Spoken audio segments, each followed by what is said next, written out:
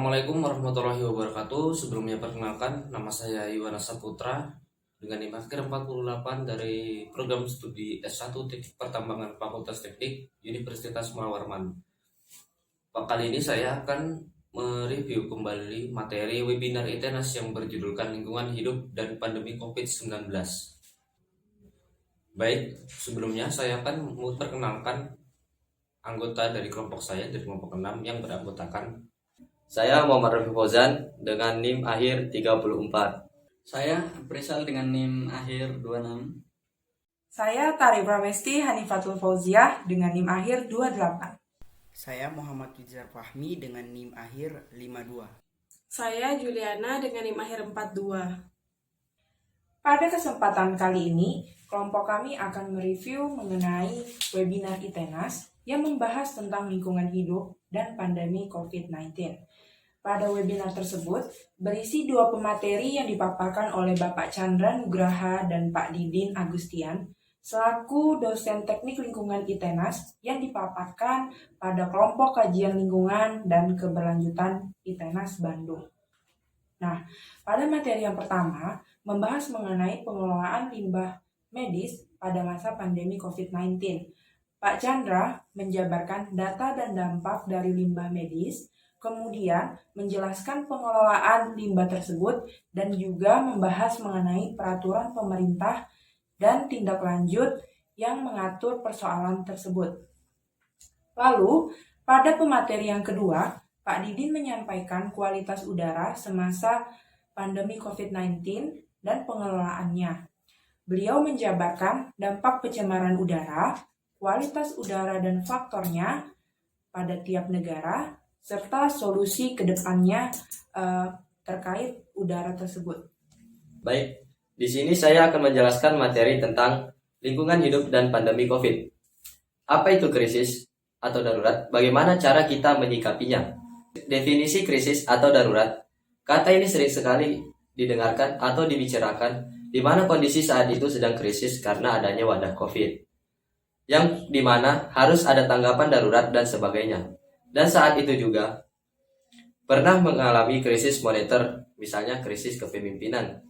Kata krisis ini bukan dari masalah krisis moneter atau krisis medisnya, tapi bisa dilihat dari kata dasarnya. Krisis itu sebenarnya adalah waktu di mana kita harus mengambil keputusan, yang dimana kita harus melihat atau memikirkan ke depannya apa yang harus kita putuskan. Dan hal ini terkait juga dengan masalah wadah COVID.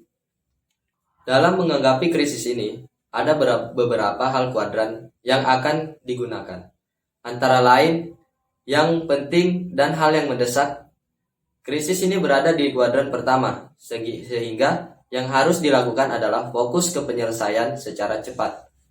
Berbeda halnya dengan sesuatu yang tidak mendesak. Hal ini berada di kuadran kedua, sehingga banyak hal yang dilakukan sifatnya antisipasi ke depan atau parasi persiapan. Dan isi inti dari kuadran ini yaitu adalah kuadran pertama, respon kita terhadap krisis, dan kuadran kedua yaitu antisipasi atau reparasi. Untuk selanjutnya, di sini akan dibahas yaitu limbah pasien yang memiliki peraturan khusus dari fenomenal. Pengelolaan limbah B3 Fasiankes berdasarkan Permen LHK nomor P56/2015, di mana memiliki 6 langkah.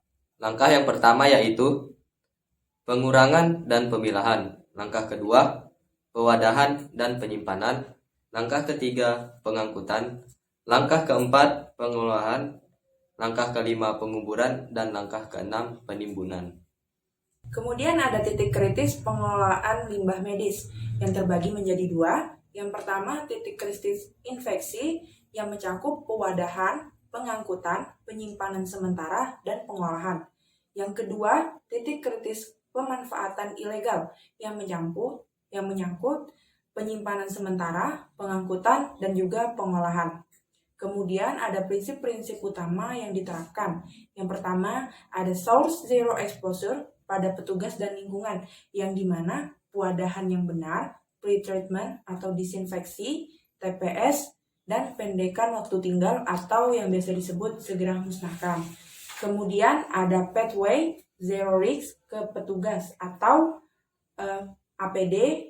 Kemudian ada reseptor zero harm to environment atau treatment yang sesuai. Menanggapi kondisi kritis ini, Kementerian Lingkungan Hidup dan Kehutanan sudah mengeluarkan banyak surat atau panduan bagaimana mengelola limbah medis. Ini adalah kondisi yang kritis sehingga pemerintah mengambil tindakan yang cepat bagaimana mengelola limbah medis ini. Dan tujuan utamanya sebenarnya adalah untuk memperpendek waktu tinggal dan memperkecil risiko penyebaran virus yang berada dalam limbah. Berdasarkan surat edaran Menteri Lingkungan Hidup dan Kehutanan nomor surat edaran 2/2020 24 Maret 2020 yang berisikan poin-poin tentang limbah infeksius yang berasal dari fasilitas pelayanan kesehatan dan memiliki kesimpulan pengelolaan onsite dengan insinerator menjadi pilihan terbaik untuk memperpendek waktu tinggal dan memperkecil risiko penyebaran virus dalam limbah. Baik, saya akan membahas mengenai pembelajaran dari masa pandemi COVID-19 terhadap urgensi pengolahan kualitas udara di masa yang akan datang. Pada materi kali ini bisa kita melihat atau bisa kita pahami dulu apa saja yang akan dibahas mengenai urgensi pengolahan udara di masa yang akan datang. Pertama, mengenai dampak pencemaran udara, kualitas udara dan faktor yang mempengaruhinya, konsep pengelolaan kualitas udara, serta kualitas udara global selama masa pandemi COVID-19.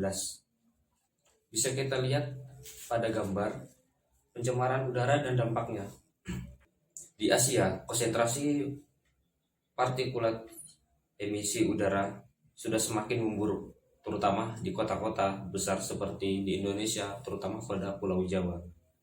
Hal tersebut dipengaruhi oleh faktor penggunaan bahan bakar berbasis minyak bumi yang berkaitan dengan kebutuhan energi yang kita pakai hingga saat ini, dan juga biomasa dari hasil kebakaran hutan maupun asap-asap kendaraan.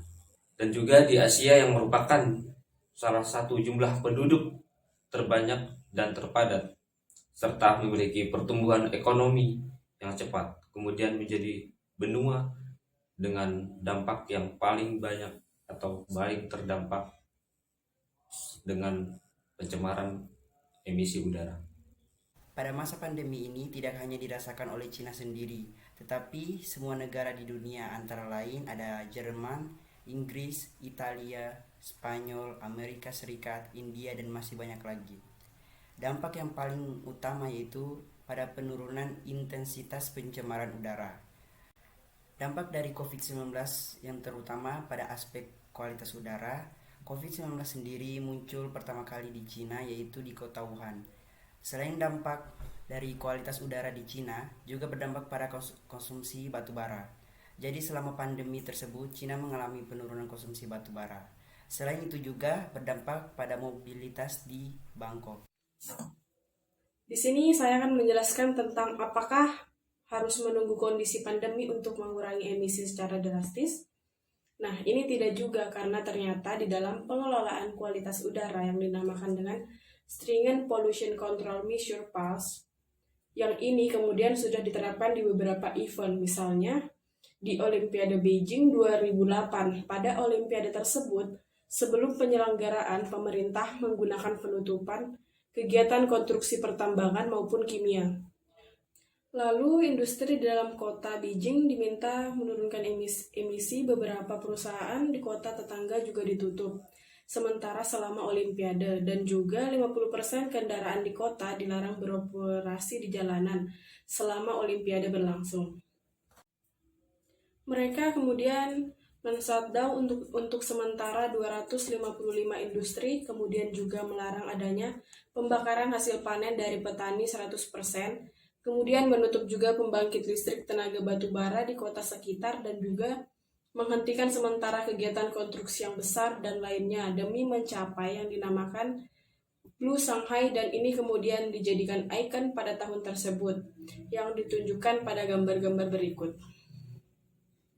Dan juga dampaknya terhadap kualitas udara bisa kita lihat gambar pertama, perbandingan kualitas udara dari tahun 2014, 2015, dan juga 2016. Ketika kebijakan tersebut diberlakukan, ada perbaikan kualitas udara yang signifikan.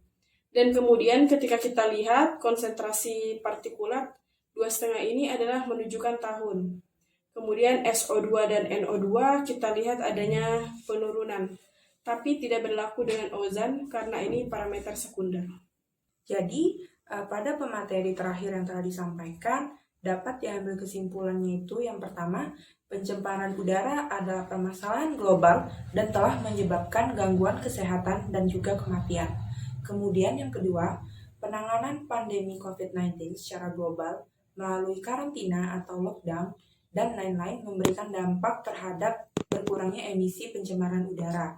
Dan juga yang ketiga, diperlukan upaya sistematis untuk mengurangi emisi di sumber-sumber pencemaran udara dengan program yang tersusun atau action plan dan implementasi yang konsisten.